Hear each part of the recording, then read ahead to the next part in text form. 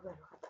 Kembali lagi dengan saya Neva Nasti dari kelas semester 3. Pada kesempatan kali ini saya akan membahas beberapa yaitu IP address dan security. Langsung saja pendahuluannya, apa itu IP address atau apa itu yang dimaksud dengan IP address? Ajaran bahwa alamat unik yang digunakan untuk mengidentifikasi perangkat di dalam jaringan komputer. Ada dua versi utama, yaitu IP4 dan ada IP6. Mengapa sebenarnya ini penting? Ada beberapa tujuan. Yang pertama ada untuk efisiensi penggunaan IP, menghindari pemborosan alamat IP dengan mengalokasikan alamat yang cukup untuk setiap subnet.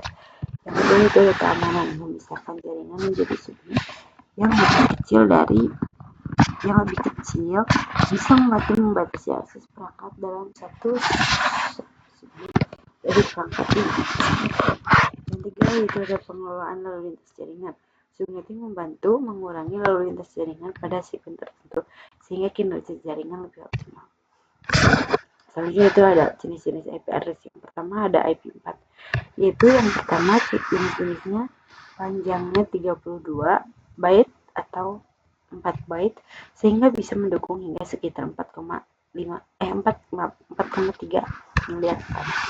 Yang kedua itu ada format, ditulis dalam 4 kelompok angka desimal yang dipisahkan oleh titik sehingga kelompok mewakili 8 byte atau 1 byte. Contohnya itu 192.168.1.1. Yang kedua itu ada IP6. Panjangnya itu ada 128 byte sehingga bisa mendukung jauh lebih banyak alamat hingga sekitar 340 undecillion atau 340 10. Yang kedua yaitu format, ditulis dalam 8 kelompok angka heksadesimal yang dipisahkan oleh titik 2. Contohnya itu ada 2001.225.2.000.2.2.2.2.0.0.0.2.037.0.27334. IP6 diperkenalkan karena keterbatasan ruang alamat. IP4 terutama dengan pertumbuhan internet yang cepat.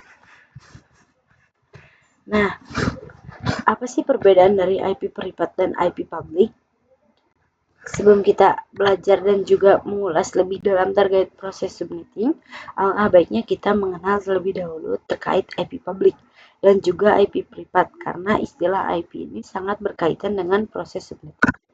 Kita akan fokus pada IP4 terlebih dahulu, di mana pada IP jenis ini dibagi menjadi dua yaitu ada IP public dan private. Singkatnya, IP public merupakan IP yang digunakan di internet dan bisa diakses dari mana saja. Jadi misalnya kalian mengakses yaitu Facebook.com atau YouTube.com dan lain sebagainya, maka secara tidak sadar kalian sedang mengakses IP public masing-masing yang dimiliki oleh mereka.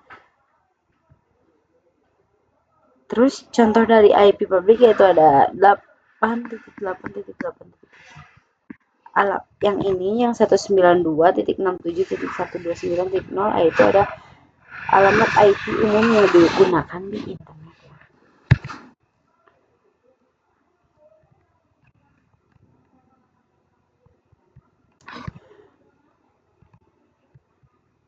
Ini selanjutnya adapun IP privat itu merupakan IP yang berada dalam jaringan lokal. Ciri utama dari IP privat ialah bahwa IP tersembunyi hanya bisa diakses dari dalam jaringan lokal itu sendiri. Perlu diketahui ya, jika kalian membangun jaringan lokal, pastikan kalian menggunakan IP privat, di mana IP privat sudah didefinisikan ranknya, jadi ada beberapa IP yang termasuk IP privat. Selain IP tersebut atau tidak sesuai dengan rank, maka termasuk IP public. Nah, di sini ada 3 kelas alamat IP pribadi yang umum digunakan dalam jaringan lokal. Kelas A, private IP rank 10.0.0.0 hingga 10.25.25.255, maaf. Misalnya 10.10.10.1,10.1 172.3. Kelas B yaitu IP private, IP rank 1, ranknya 172.16.0.0 hingga 172.35.255. Nah, ini bisa dibaca ya, teman-teman. Selanjutnya itu classless dan classful addressing. Classful addressing adalah metode pengalamatan IP berdasarkan pembagian kelas IP address. Pada metode ini, IP address dibagi ke dalam 5 kelas, yaitu ada A, B, C, D, dan E. Berdasarkan nilai oktetnya, pertamanya. Ini bisa dilihat ya. Kelas D digunakan untuk keperluan multicast, sedangkan kelas E dikhususkan untuk penelitian dan eksperimen.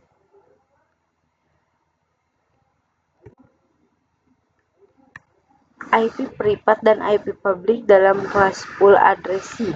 Pada pembagian kelas IP address terdapat rentang IP privat yang bisa digunakan dalam jaringan lokal atau LAN, yaitu LAN tanpa memerlukan IP public dari IP private ini tidak bisa diakses langsung dari internet.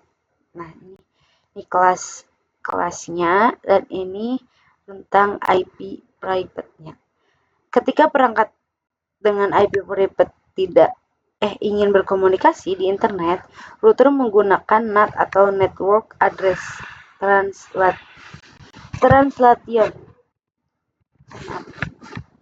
untuk mengubah IP private menjadi IP public. Selanjutnya, perbandingan classful dan classless addressing. Ini bisa dilihat ya. Itu kesimpulannya, classful addressing membagi IP address ke dalam kelas-kelas, tetapi tidak efisien dan mengalokasikan alamat IP terutama untuk jaringan kecil. Classless addressing kemungkinan pembagian alamat IP yang lebih fleksibel dan efisien, terutama dalam skala jaringan yang berbeda. Nah, selanjutnya ada subnetting. Langkah-langkah subnetting yaitu yang pertama, menentukan prefix yang sesuai. Kita diminta untuk membuat subnetting yang menampung 12 host. Maka langkah pertama adalah menghitung berapa banyak byte yang diperlukan untuk mengalokasikan host. Ini contohnya, 2 dikurangkan untuk cadangkan alamat network dan alamat broadcast. Jika kita memerlukan 12 host, maka kita butuh 4 byte untuk host karena ini jadi 4 byte digunakan untuk host karena total alamat IP 4 dan ada 32 byte, maka sisa byte yang digunakan untuk network adalah ini. Jadi prefix yang sesuai adalah 28. Bisa dilihat ya.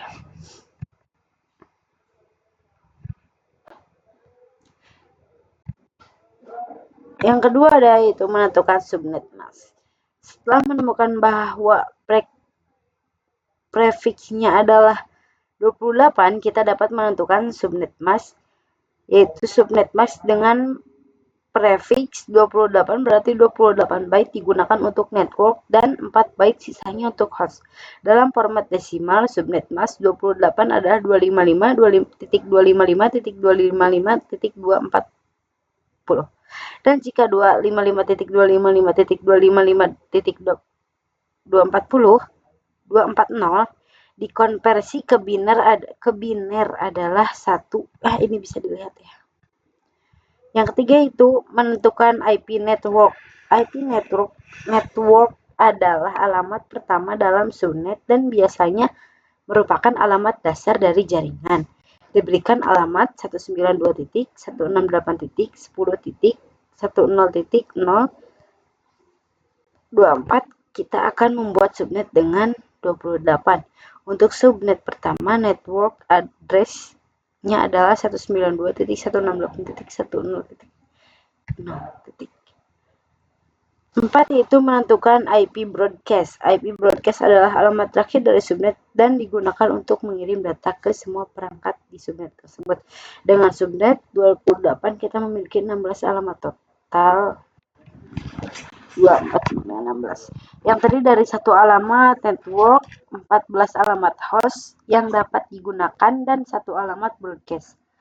Alamat broadcast adalah alamat terakhir dalam subnet. Jadi 192.168.10.0 ditambah 15 sama dengan 192.168.10.115. Maka alamat broadcastnya adalah yang tadi saya sebutkan. Yang kelima yaitu menentukan IP rank yang dapat digunakan. IP rank adalah rentang alamat IP yang dapat digunakan oleh host dalam subnet tersebut. IP pertama yang dapat digunakan dalam IP yang langsung setelah alamat network.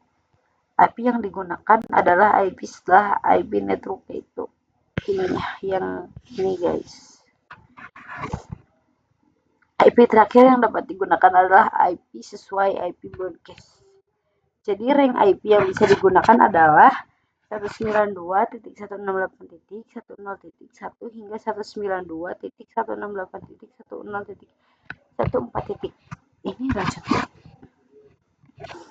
Nah, akhirnya selesai juga pembahasan kita mengenai IP address dan subnetting. Terima kasih. Maaf apabila ada kekurangan dan kesalahan di belajar. Wassalamualaikum warahmatullahi wabarakatuh.